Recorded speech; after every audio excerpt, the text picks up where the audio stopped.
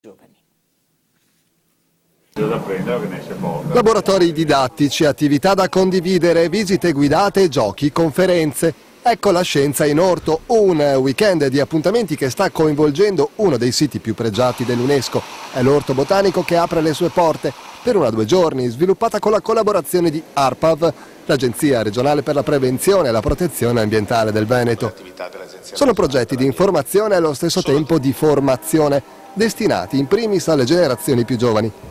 C'è la possibilità di toccare con mano la natura che quotidianamente ci circonda. C'è la possibilità di partecipare a dibattiti di educazione ambientale che l'assessore regionale Maurizio Conte promuove, sia per l'opera di condivisione di stili di vita consapevoli, sia per l'opportunità offerta di intravedere in questo settore sbocchi lavorativi per il futuro.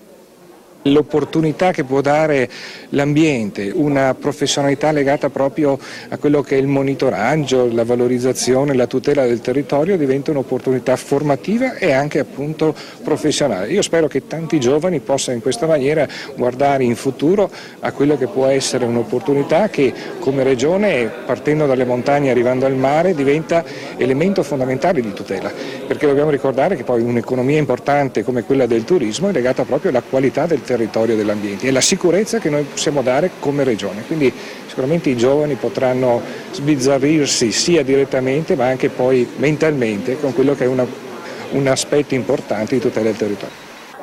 La scienza in orto diventa l'occasione per approfittare delle feste, per un viaggio stimolante, dove le luci del Natale non sono artificiali ma sono luminose, come i colori della natura. Per 2 giorni poi ancora più splendenti, come i regali belli perché da ammirare e utili perché capaci di tenere in allenamento la mente.